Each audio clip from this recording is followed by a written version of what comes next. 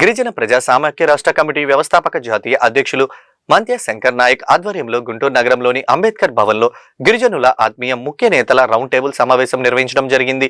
ఈ round table సమావేశంలో ఆంధ్రప్రదేశ్ రాష్ట్ర నలుమూలల నుండి అధిక సంఖ్యలో వివిధ సంఘాల, రాజకీయ మరియు గిరిజన నాయకులు పాల్గొన్నారు. రౌండ్ టేబుల్ సమావేశం అనంతరం వ్యవస్థాపక అధ్యక్షుడు ఎం శంకర నాయక్ మీడియాతో మాట్లాడారు. మన దేశ సంస్కృతిని, నాగరికతను నేటికి కాపాడుకుంటూ ఆ మహోన్నతాన్ని, సంప్రదాయాలను, ఔన్నత్యాన్ని ప్రపంచానికి చాటుతున్న ఏకైక జాతి మన గిరిజన జాతి. అట్టి గిరిజన జాతి బిడ్డలుగా పుట్టడం మనం ఎన్నో జన్మలు చేసుకున్న పుణ్యఫలమని అన్నారు. 20 లక్షలకు పైబడిన మైదాన ప్రాంతంలో నివసించు గిరిజనులు శాసనసభకు ప్రాతినిధ్యం వహించలేకపోతున్నారని, గిరిజనుల బాధలను, వ్యధలను చట్టసభల్లో వినిపించడానికి అవసరమైన నాయకత్వం లేకుండా పోతుందని ఆవేదన వ్యక్తం చేశారు. దేశానికి స్వాతంత్రం సిద్ధించి 78 సంవత్సరాలు కావస్తున్న నేటికి రాష్ట్రంలోని లక్షలాది మంది గిరిజనులకు కనీసం కూడు గూడ నీడ కూడా లేని పరితపిస్తున్నారని అన్నారు.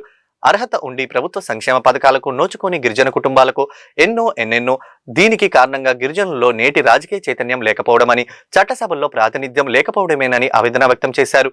జాతి అభివృద్ధి కొరకు ప్రతి ఏటా ప్రభుత్వాలు కేటాయించే కోట్లాది రూపాయల నిధులు దారిమళ్లకుండా వినియోగించబడాలంటే చట్టసభల్లో రక్షకులుగా మన వాళ్లే తప్పకుండా ఉండాలని అన్నారు.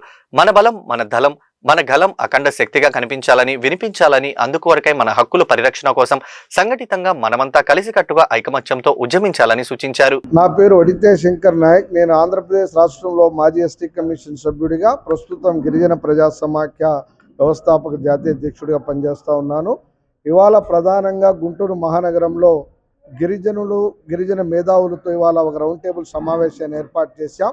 ఈ కార్యక్రమం యొక్క ప్రధాన ఉద్దేశం ఏంటంటే, మైదాన ప్రాంతంలో దాదాపుగా 20 లక్షల పైచిలకు గిరిజనులు ఇక్కడ వివిధ తెగలుగా అంటే వృత్తులు చేసుకుంటూ జీవిస్తూ ఉన్నాం. ఇక్కడ ఉన్నటువంటి గిరిజనులకి దాదాపుగా ఈ 80 సంవత్సరాల కాలంలో కేవలం అన్ని రాజకీయ పార్టీలు కేవలం ఓట్లు వేసే యంత్రాలుగా, జెండాలు మోసే కార్యకర్తలుగానే మమ్మల్ని చూస్తూ ఉన్నాయి.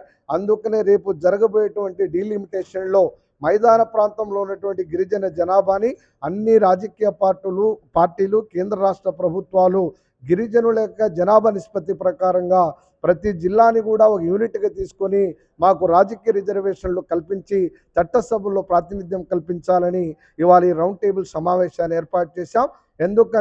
ఎందుకంటే ఇప్పటిదాకా మాకు రాజ్యాంగబద్ధంగా రావాల్సినటువంటి హక్కులు ఏవైతే ఉన్నాయో రిజర్వేషన్ల ద్వారా, అంటే రాజ్యాంగం ద్వారా చట్టసభల్లో మా ప్రతినిధులు లేకపోవడం వల్ల రావాల్సినటువంటి సంక్షేమం కానీ, అభివృద్ధి కానీ, నిధులు కానీ ఎక్కడ కూడా ఈ ప్రాంతానికి అందకుండా కేవలం కొన్ని ప్రాంతాలకి, అంటే కొంత ప్రాంతానికి మాత్రమే అది పరిమితం అవుతా ఉన్నాయి.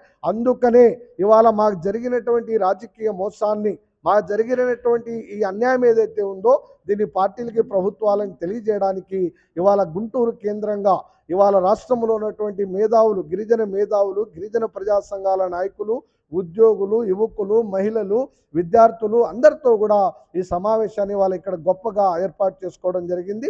కాబట్టి రాబోయేటువంటి రోజుల్లో అన్ని గిరిజన ప్రజా సంఘాలు